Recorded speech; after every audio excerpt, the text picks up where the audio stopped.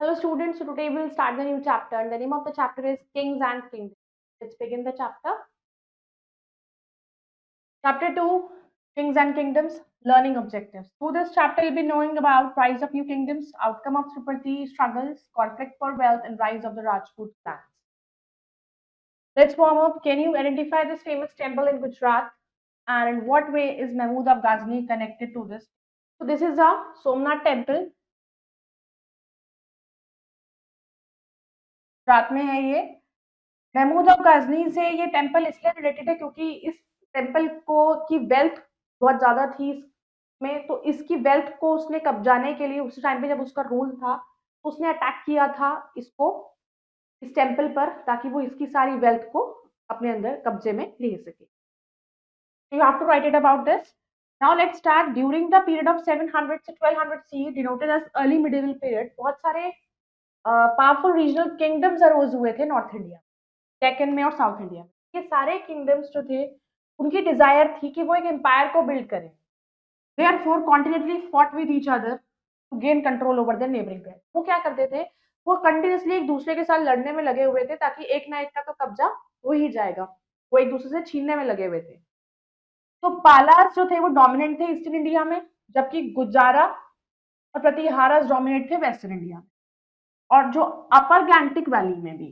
तो जो third major kingdom था उस टाइम पे वो था राष्ट्रकूटास, जिन्होंने डेक्कन को कंट्रोल किया था एंड ऑल्सो जितनी भी टेरिटरी थी नॉर्दर्न ऑफ सदर्न इंडिया और किसी ना किसी टाइम पर. तो बहुत सारे नंबर ऑफ राजपूत किंगडम्स भी इमर्ज हुए इस टाइम पर और उनमें से थे चौहान्स सबसे प्रोमिनेंट.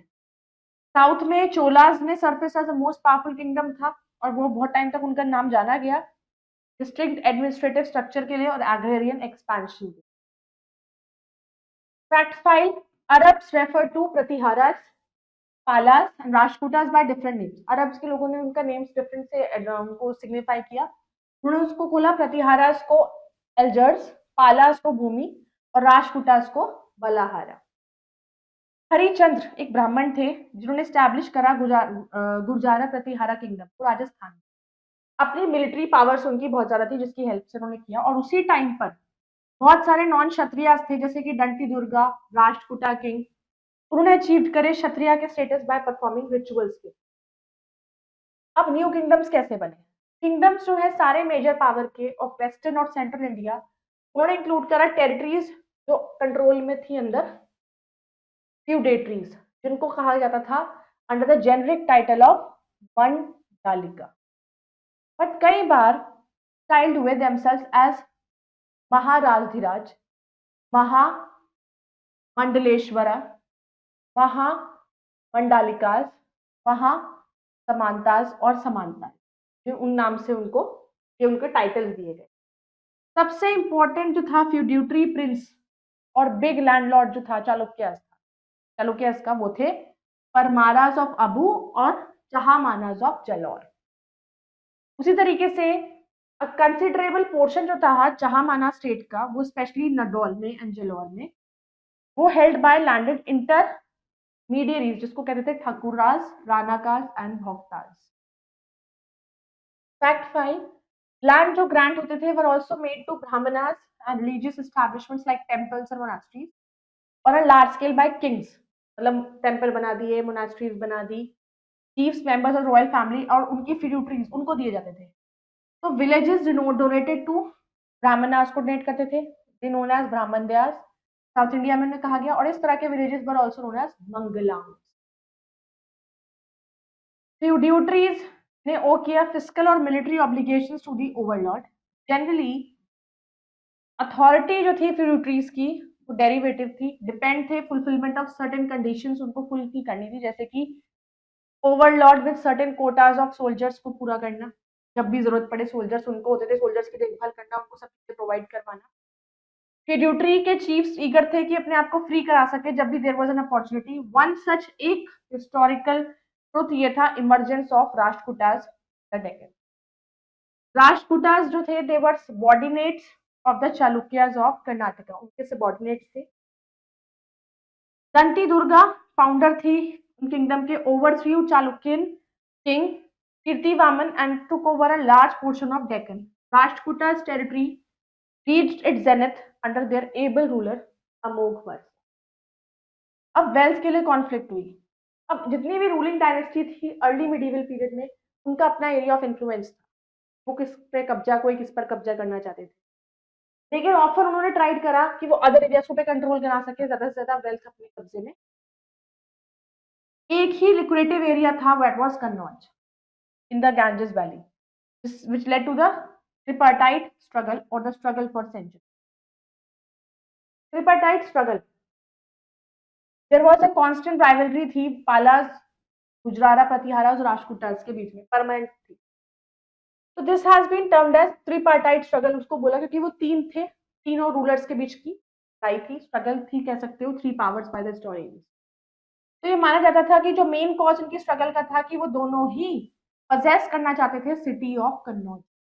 तीनों का मेन मकसद था कन्नौज पे अपना कब्जा रखना, विच जो सिंबल था सॉवरनिटी का। तो ये warfare was also for the control of fertile regions of Gangetic valley, कि गंगा रिवर के पास जो भी एरियाज थे वो फर्टाइल लैंड थे। इतने फर्टाइल लैंड होंगे वहां पे ज्यादा क्रॉप्स को ग्रो की जा सकती है, और ज्यादा क्रॉप्स को ग्रो करने से ज्यादा फायदा होता था। तो इसीलिए इनका मेन मकसद था कि वहां पे फर्टाइल रीजन्स पर कंट्रोल रखना। One of the prime reason उनके कॉन्फ्लिक्ट का था कि कंट्रोल ओवर रिचेस पर, अपनी टेरिटरीज के अलावा दूसरी जगहों की जो वेल्थ है, उनकी चीजें अच्छी है, उस पर अपना कब्जा कंट्रोल रखना। तो ये पॉसिबली इसलिए था क्योंकि रूलर्स को, अब कोई भी बंदा तभी रूल कर सकता है जब उसके पास ज्यादा वेल्थ हो। उनके पास वेल्थ ज्यादा होगी तो वो ज्यादा बड़ा देशों में या ज्यादा जगहों पर कब्जा कर पाएगा, तो उनकी उससे मिलिट्री प्रोसेस बढ़ेगा। ऑल्सो उन्होंने ट्राइड करा डेमोन्स्ट्रेट देयर पावर और रिसोर्सेज बाय बिल्डिंग द बड़े बड़े टेम्पल्स बना के अपनी पावर बढ़ाने की कोशिश करी। हिस्टोरिकली बहुत ही मोस्ट प्रोमिनेंट रूलर जिन्होंने इंडियन सब कॉन्टिनेंट को इन्वर्ट किया था वो तुर्क Mahmood Ghazni. He mounted 17 plundering expeditions between 1000 to 1027 AD, annexing Punjab as its eastern province थी। महमूद गजनी जो थे इंडिया में आए, उनका ऑब्जेक्टिव था कि टेकिंग अवे वेल्थ, इंडिया से सारी वेल्थ ले जाना। Therefore, most of his जो उनकी रेड्स होती थी वो कंसंट्रेटेड अराउंड इंपॉर्टेंट टेम्पल। उनका मेन मोटिव होता था टेम्पल्स पर कब्जा करो, क्योंकि सबसे ज्यादा वेल्थ ही टेम्पल्स पे होती है। इसीलिए उन्होंने सोमनाथ टेम्पल पर भी कब्जा किया, जैसे कि थानेश्वर, मथुरा, कन्नौज, सोमनाथ, इन सब टेम्पल्स में वेल्थ है ज्यादा। तो उन्होंने यूज करी अपनी वेल्थ को क्रिएट करने के लिए स्प्लेंडेड सिटी एट गजनी। 1025 में उन्होंने अटैक किया, रेड करा सबसे ज्यादा सेलिब्रेटेड हिंदू टेम्पल जो कहां पर है, गुजरात में, भीमा। वह भीमा फर्स्ट जो चालुक्यन रूलर थे अनिलवाड़ा का, could not put much resistance and the temple was looted। वो नहीं रोक पाए और टेम्पल को लूट लिया। आउटकम क्या हुआ, ट्रिपार्टाइट स्ट्रगल। इन तीन रूलर्स के बीच की जो स्ट्रगल थी, उसका क्या रिजल्ट निकला। जो कॉन्फ्लिक्ट थी किंगडम्स की वो वीकेंड हो गई, उसके रिसोर्सेज वीकेंड हो गए, और 9th सेंचुरी के एंड में जो पाला किंगडम था वो अपने सबॉर्डिनेट के साथ डिक्लाइन हो गया इन कामरूपा मॉडर्न असम, उत्काला मॉडर्न ओडिशा, और एजर्टिंग देयर इंडिपेंडेंस। इवेंचुअली देवर उनको रिप्लेस किया बाय द सेना रूलर्स में, और लास्ट सेना रूलर लक्ष्मण सेन, उनको डिफीट किया गया by the commander of Delhi सल्तनत मोहम्मद बख्तियार खलजी 1200 सी। आफ्टर द सेना डायनेस्टी के बाद देवा डायनेस्टी आई ईस्टर्न बंगाल। अब गुर्जारा प्रतिहारा किंगडम पे डिक्लाइन हो गया जल्दी से आफ्टरवर्ड्स, और उसके सबॉर्डिनेट्स जो थे चौहान्स, चहामनाज, चंडेलाज जो चंडेलाज, गुहिलाज, कलूचरीज, परामराज एंड सोलंकीज, उनका इंडिपेंडेंस हुआ। तो प्रतिहारा किंगडम बिकेम वीक हो गया, और उसने इनेबल करा Mahmud Ghazni, Afghan king, to plunder its western Indian territories को प्लंडर करा मर्सिलेस, बहुत बुरा से तरीके से। और इवेंचुअली जो लैक यूनिटी नहीं थी और राइवलरी होने की वजह से उन लोगों के बीच जो टुर्क्स थे उनको अपॉर्चुनिटी मिली कि वो इंडिया को इन्वेड करें, और उन्होंने फाउंडेशन करी दिल्ली सल्तनत।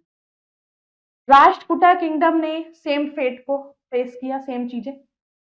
वन क्लैन ऑफ चालुक्य जो उनके सबॉर्डिनेट थे, he founded कि what came into be called that कि late चाणक्य डायनेस्टी। इसकी वजह से फाइनल डेथ हुई, close to the declining of Rashtrakuta kingdom.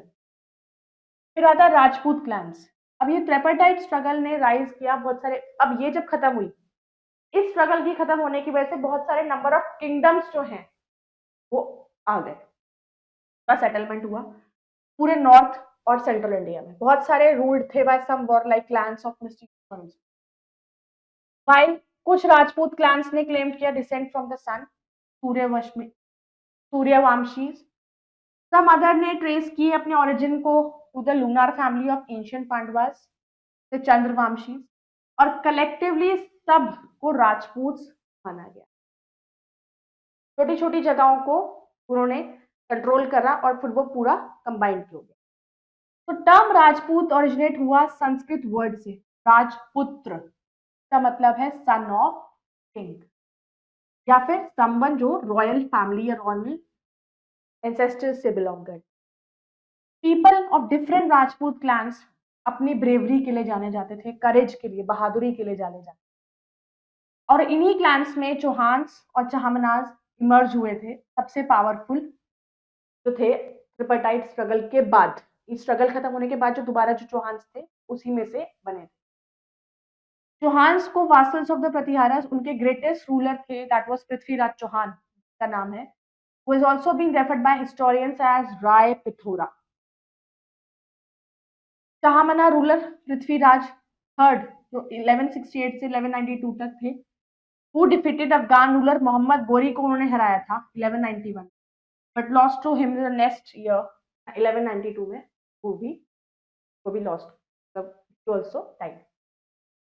Fact file, Prithviraj Chauhan ran away with Sanjukta के साथ, जो डॉटर थी एनिमी जयचंद ऑफ कन्नौज की, और मैरिड कर उनसे शादी करी। फेमस पोएट थे चांद बारदाई, इन्होंने एक beautiful piece of literature compose करी इन्हीं की, पृथ्वीराज रासो, इन्हीं की स्टोरी के ऊपर बनाया, उनका नाम रखा पृथ्वीराज रासो।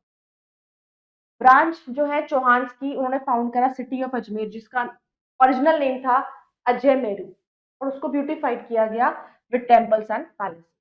केस स्टडी चोलाज और साउथ इंडिया। अब चोला जो थे वो प्रोमिनेंस में आए 9th सेंचुरी, विजयाला, उन्होंने कॉन्कर्ड करा तंजोर, तो थांजवोर कहते थे, बाय डिफीटिंग पालावास को उन्होंने डिफीट करा। और इंपॉर्टेंट चोला रूलर और सिग्निफिकेंट जो कॉन्ट्रीब्यूशन इन लोगों ने करे ये हैं राजा राज फर्स्ट, जिनको मोहम्मदी चोलादवा और चोला मारटंडा कहा जाता था, subjugated the Cheras। He overran Eastern Chalukya kingdom of Vengi and also उन्होंने कैप्चर करा आइलैंड ऑफ लक्षद्वीप और मालदीव। फिर आए राजेंद्र फर्स्ट, उन्होंने ट्रांसफॉर्म कर दिया चोला किंगडम को पूरा माइटियस्ट किंगडम में India by the middle of 11th century. फिर उन्होंने मिलिट्री कैंपेन्स लिए नॉर्थ इंडिया में, रिवर गंगा और रिपीटिंग द नॉर्दर्न किंगडम्स को डिफीट, और अपनी विक्ट्री को उन्होंने मार्क किया। उन्होंने एज्यूम करा कि जो टाइटल है गंगाई कौंटा, मतलब गंगा पे कब्जा करना, उन्होंने कॉन्कर कर लिया, उस पर राज हो गया उनका। He annex the whole of Sri Lanka, उन्होंने अपने जोड़ लिया, स्टैब्लिश सुप्रीमेसी उनकी बन गई, Pandya and Pala king, and also expand करा अपना commercial contract with Malay.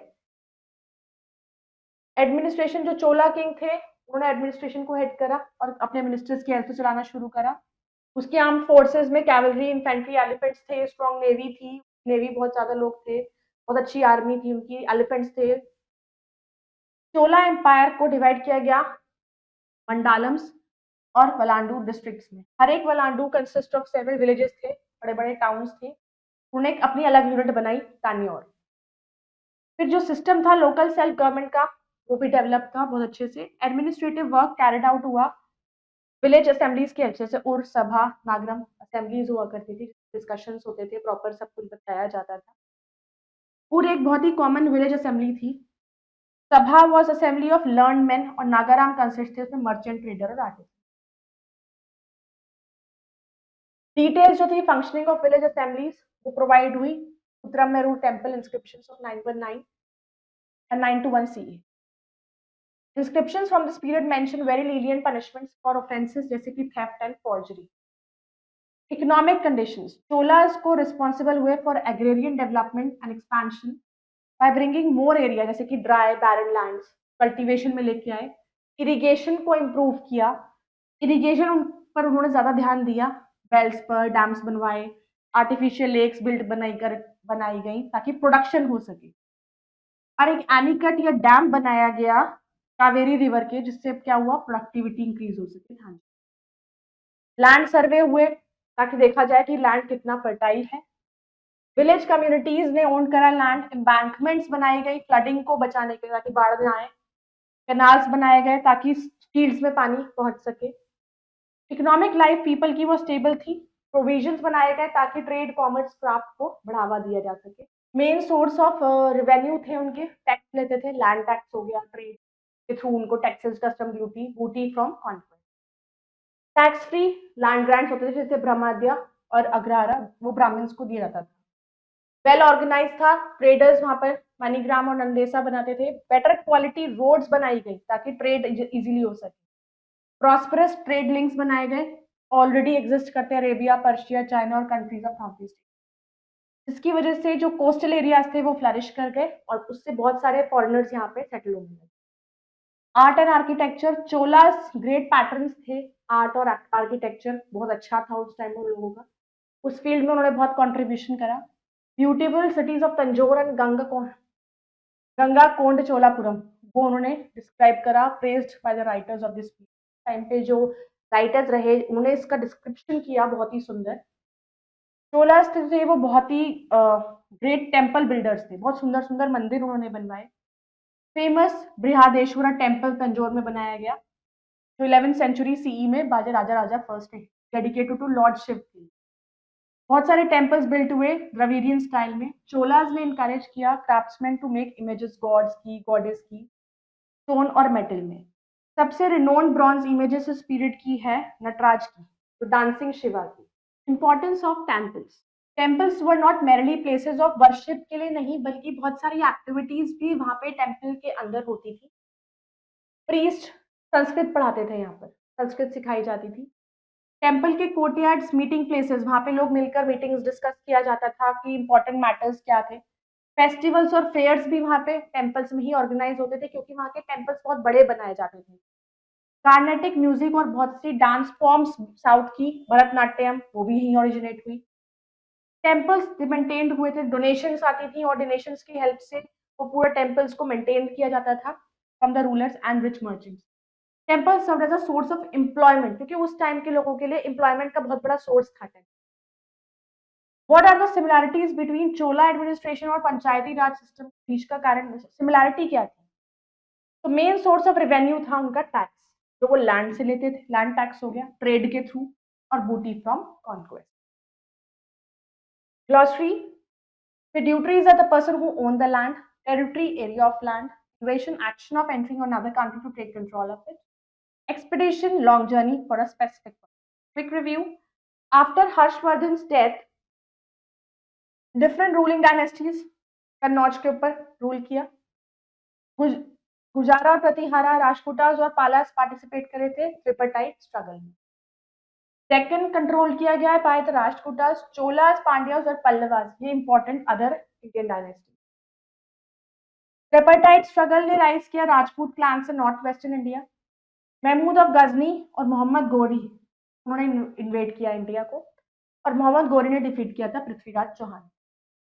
Chola came into prominence in 9th century, उसका बहुत ही पावरफुल नेवी थी। लोकल सेल्फ गवर्नमेंट जो है चोलास की बहुत इंपॉर्टेंट थी, and they were the great patterns of art and architecture. So I hope you all have understood this chapter. You all can go through it, do the exercises. We'll meet in the next video. Till then, bye bye. Take care. Thank you.